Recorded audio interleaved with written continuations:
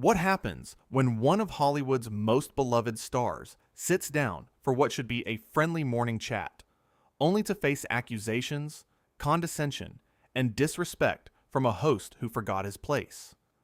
It only took 44 seconds of George Stephanopoulos talking down to Jamie Foxx before the entire Good Morning America set erupted into chaos that would leave the crew stunned, the cameras shaking, and one host scrambling to save face as his guest walked out on national television. The morning started like any other at the Times Square studio. Jamie Foxx had arrived early, all smiles, ready to promote his latest project. The energy was good. He'd worked with the Good Morning America team before, always keeping things light, always bringing that infectious energy that made morning television worth watching. But today was different. Today, George Stephanopoulos had something to prove. As Jamie settled into the chair across from George, Robin Roberts, and Michael Strawn, the cameras rolled. George leaned forward with that practiced anchorman smile, the kind that doesn't quite reach the eyes, and started with what seemed like a simple question. Jamie, great to have you here. Now, I want to address something that's been floating around. There are people saying your recent work hasn't lived up to the Jamie Foxx we all know and love. What do you say to critics who think you've lost your edge? The studio went quiet. Robin glanced at Michael. Even the crew members behind the cameras exchanged looks. This wasn't the softball question they discussed in the pre-interview. Jamie's smile dimmed just slightly, but he kept his composure. Well, George, I appreciate the question, but I'd say those critics maybe need to actually watch the work before forming opinions based on headlines. It was a perfect answer. Gracious, but firm. A lesser host would have moved on. But George wasn't done.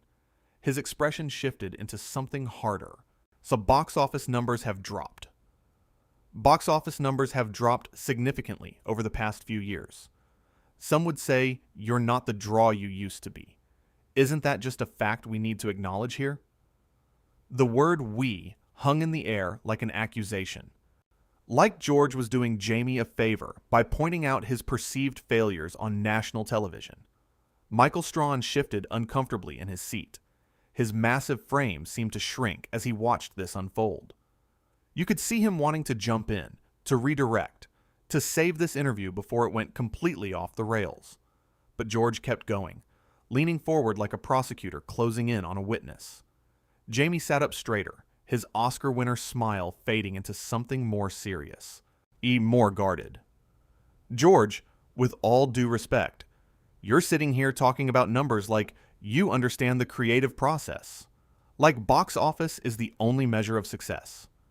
Box office doesn't define art, man. That's not why I do this. That's never been why I do this. Well, then what are we doing here? George interrupted, his voice taking on an edge of impatience. If box office doesn't matter, if connecting with audiences doesn't matter, then why are you here promoting a movie? Why should people spend their money on your work if you don't care whether they show up? Robin Roberts' eyes went wide. She put her coffee cup down slowly, carefully, like any sudden movement might make this worse. Her face showed exactly what she was thinking. This is not okay. Jamie's jaw clenched. You could see him processing, deciding how to respond to this increasingly hostile line of questioning. That's not what I said, George, and you know it. I care deeply about connecting with audiences. What I don't care about is reducing everything I do to opening weekend numbers and profit margins. There's more to this than that. Well, maybe that's the problem, George shot back, and there it was. The mask slipped completely. Maybe if you focused more on what audiences actually want instead of these vanity projects, instead of chasing awards and critical praise that doesn't translate to tickets sold, we wouldn't be having this conversation. Maybe you'd still be relevant. Vanity projects. He'd actually said it. On live television. To Jamie Foxx. The word relevant hung in the air like poison. Robin Roberts tried to intervene, her voice tight with obvious discomfort. Okay, let's maybe shift gears here and talk about the actual project Jamie came here to discuss. Jamie, tell us about... But George cut her off with a raised hand, not even looking at her. No, Robin. I think this is important. I think the viewers deserve honesty. Jamie's here to promote his work, and part of that is addressing legitimate criticism. The elephant in the room. Jamie, you've been in this business long enough to know that when the work doesn't connect with people, when theaters are empty, you have to take accountability for that. You can't just hide behind artistic integrity. The condescension was dripping from every word. George was talking to an Oscar winner, a Grammy Award winner, a multi-talented performer who'd conquered music, comedy, and drama. A man who'd been doing this at the highest level for decades. Like he was a struggling actor at his first audition who needed a reality check. Michael couldn't stay quiet anymore. Hold up, George. That's... Michael, please, George said dismissively, cutting him off without even a glance. I'm conducting an interview here. Jamie's jaw tightened. His eyes narrowed into something dangerous. Nothing to do with why I'm here. Let's nothing to do with why I'm here. Let's talk about how you clearly didn't do your homework, because if you had, you'd know my last 3 projects have been critically acclaimed. You'd know they've won awards. You'd know they've connected with audiences in meaningful ways that have nothing to do with whatever metric you're using to judge success. Critically acclaimed doesn't pay the bills, Jamie, George said with a dismissive wave of his hand, like he was swatting away an annoying fly. Awards don't fill theater seats. At the end of the day, this is a business. And in business, results matter. Numbers matter. Your numbers have been declining. That's not an opinion.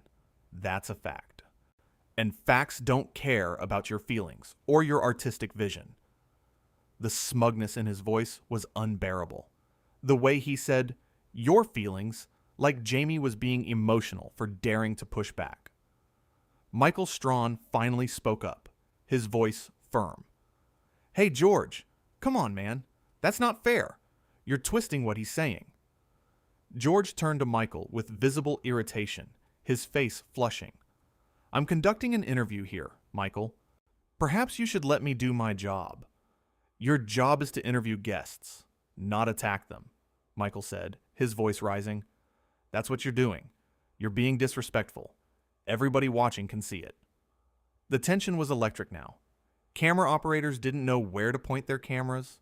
Wide shot, close up on George, close up on Jamie. The director in the control room was probably having a complete meltdown, screaming into headsets. I'm trying to figure out how to salvage this disaster. But George Stephanopoulos, veteran newsman, seasoned political correspondent, decided to dig deeper, decided to go for the kill shot. Disrespectful? I'm asking questions that viewers want answered, George said, his voice getting louder, more defensive. I'm doing actual journalism here instead of lobbing softballs and letting celebrities come on and spout their talking points unchallenged. Jamie, you've had your share of controversies over the years. The rumors about difficult behavior on set. The stories about conflicts with directors. The whispers about demands and diva behavior. Don't you think it's time you addressed some of that instead of hiding behind your talent? Instead of playing the victim when someone dares to ask you a real question? That was it. That was the line crossed. The point of no return. Jamie stood up. Not quickly. Not in a rage. Not with any dramatic flourish. Movements. His hands steady, despite what movements. His hands steady, despite what had to be fury coursing through him. The clip came off his lapel. The battery pack slid out of his pocket. The studio fell into absolute silence. Even the crew members who'd been whispering stopped mid-sentence. George, Jamie said, I came here to talk about a project I'm working on. I'm not sure if I'm ready to share it yet. I'm still working on it, and I'm not sure if I'm ready to share it yet. I'm still working on it, and I'm not sure if I'm ready to share it yet. I'm still working on it, and I'm not sure if I'm ready to share it yet. I'm still working on it, and I'm not sure if I'm ready to share it yet. I'm still working on it, and I'm not sure if I'm ready to share it yet. I'm still working on it, and I'm not sure if I'm ready to share it yet. I'm still working on it, and I'm not sure if I'm ready to share it yet. I'm still working on it, and I'm not sure if I'm ready to share it yet. I'm still working on it, and I'm not sure if I'm ready to share it yet. I'm still working on it, and I'm not sure if I'm ready to share it yet. I'm still working on it, and I'm not sure if I'm ready to share it yet. I'm still working on it, and I'm not sure if I'm ready to share it yet. I'm still working on it, and I'm not sure if I'm ready to share it yet. I'm still working on it, and I'm not sure if I'm ready to share it yet. I'm still working on it, and I'm not sure if I'm ready to share it yet. I'm still working on it, and I'm not sure if I'm ready to share it yet. I'm still working on it, and I'm not sure if I'm ready to share it yet. I'm still working on it, and I'm not sure if I'm ready to share it yet. I'm still working on it, and I'm not sure if I'm ready to share it yet. I'm still working on it, and I'm not sure if I'm ready to share it yet.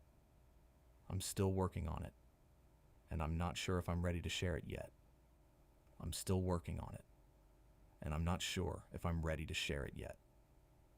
I'm still working on it, and I'm not sure if I'm ready to share it yet. I'm still working on it, and I'm not sure if I'm ready to share it yet.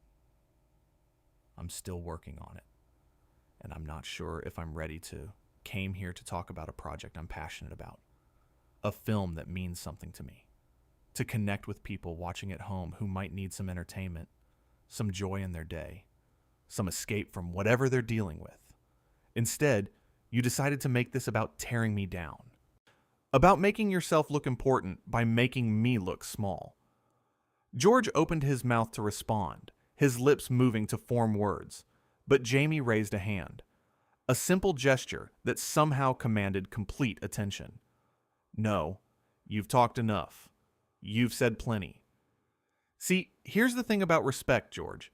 It's not about job titles or how long you've been behind a desk reading news. It's not about your credentials or your resume or how many important people you've interviewed over the years. I'm beneath you, like I owe you something. And right now, in this moment, you're treating me like I'm beneath you, like I owe you something, like my career, my choices, my art, my life's work needs your approval, like you have the authority to judge me. Robin Roberts had her hand over her mouth now, her eyes glistening with what might have been tears. This was painful to watch. Michael Strawn was nodding slowly, his arms crossed, clearly in full agreement with every single word Jamie was saying. You could see it on his face. Finally, someone saying it. Jamie continued, his voice getting stronger with each sentence. You want to talk about accountability? Let's talk about yours, George. Let's talk about what you're accountable for. You sit here every morning in your perfectly pressed suit and tie, your hair styled just right, your makeup applied, reading off a teleprompter, is introducing segments that other people researched and wrote, and you think that gives you the right to judge people who actually create things. People who put themselves out there. People who risk failure every single day to make art, to tell stories, to move people, to make them laugh or cry or think or feel something real. Jamie, I think you're overreacting to what was simply, George started, but his voice had lost all its edge. He could feel it now, could feel the room turning against him, could feel the cameras capturing every second of his humiliation. Overreacting? Jamie let out a bitter laugh, the kind that holds no humor. Man, you just called my work vanity projects. You questioned my relevance. You said I wasn't a draw anymore. You brought up rumors and controversies that you can't even name specifically, that you can't cite sources for, because they don't actually exist outside of whatever gossip you heard in some green room somewhere. And you did it all with this smug look on your face, this condescending tone, like you were doing me a favor by letting me sit in your presence. Like I should be grateful for the opportunity to be insulted on national television. A producer stepped onto the set now, a young woman in her 20s, clutching a clipboard, trying desperately to signal for a commercial break, waving her arms.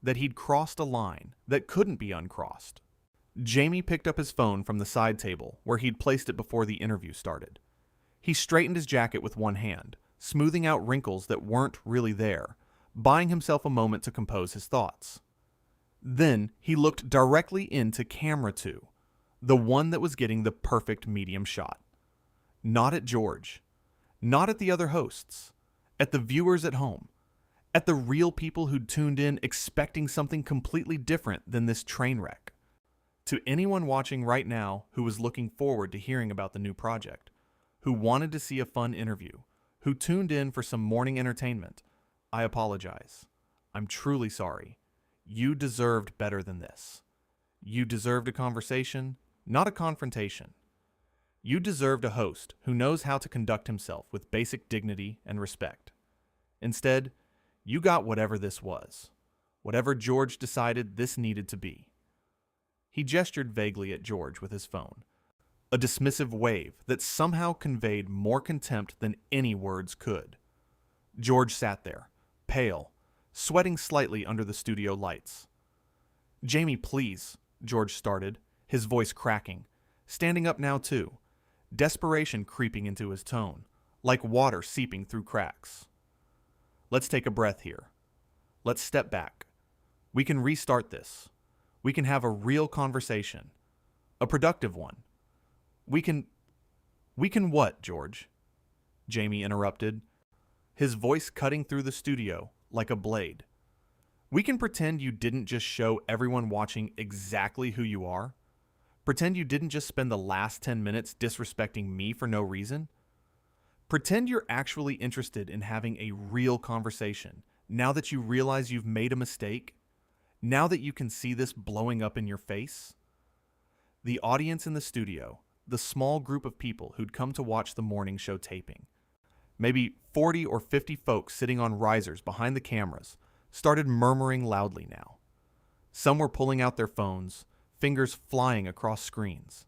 This was going to be everywhere within minutes. Twitter, Instagram, TikTok, every social media platform in existence. The clips would be isolated, analyzed, memed, discussed, debated.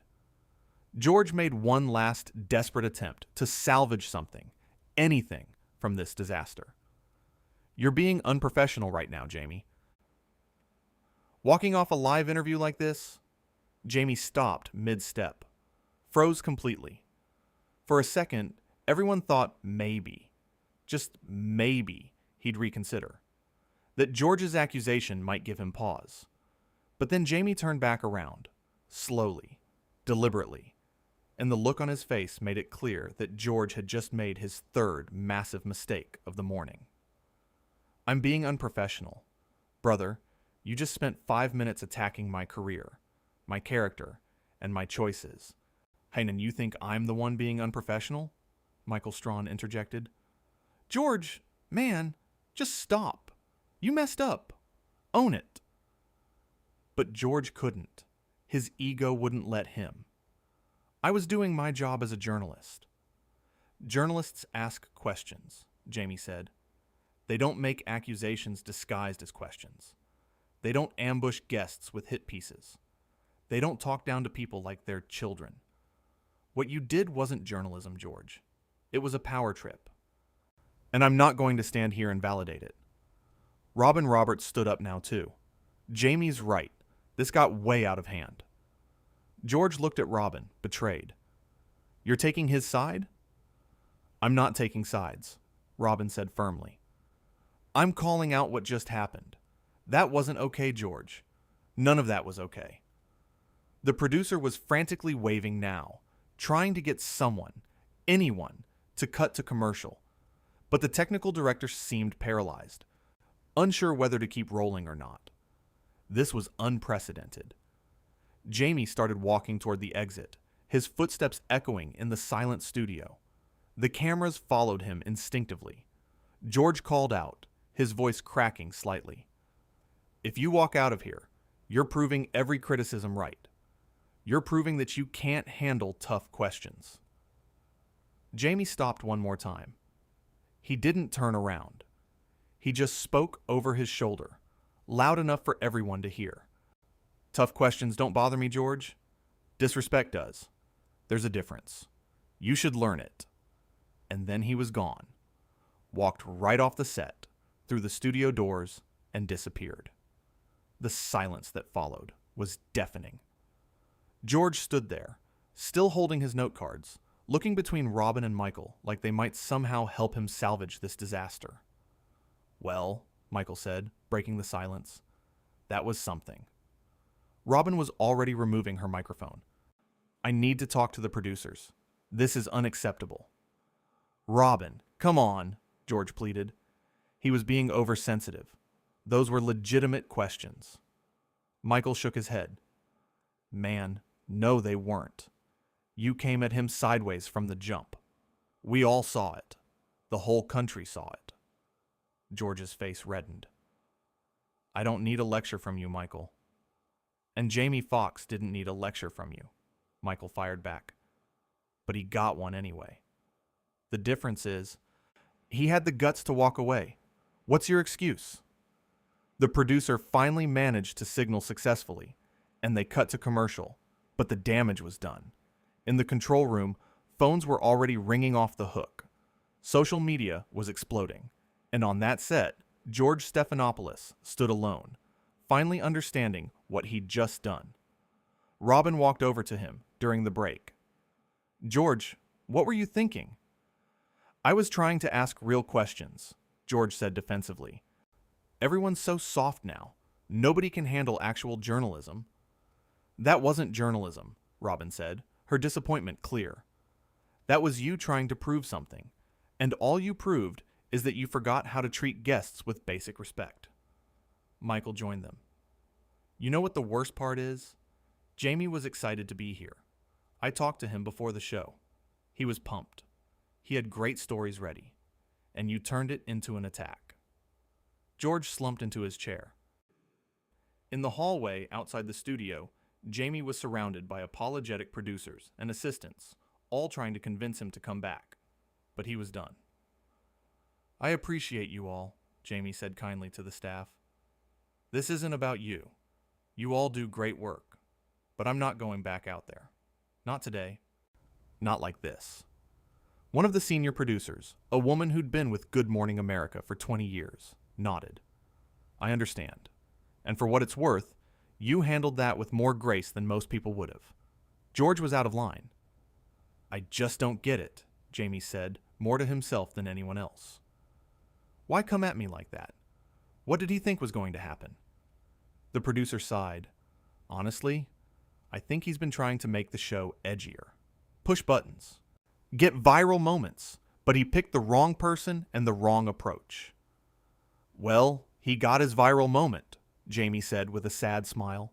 Just not the way he wanted. Back on set, as they prepared to come back from commercial, George sat stiffly in his chair.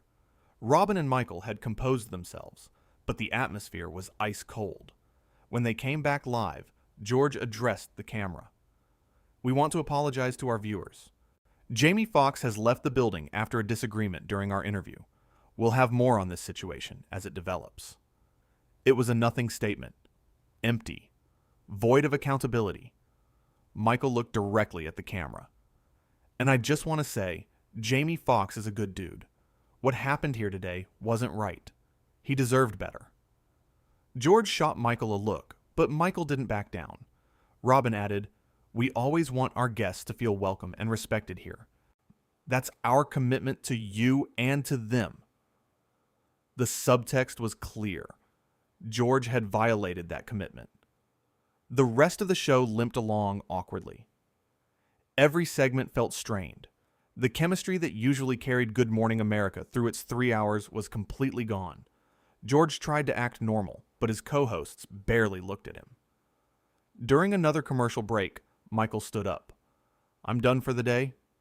Michael, we have 2 more hours, a producer said. Then get someone else. I'm not sitting here pretending everything's cool.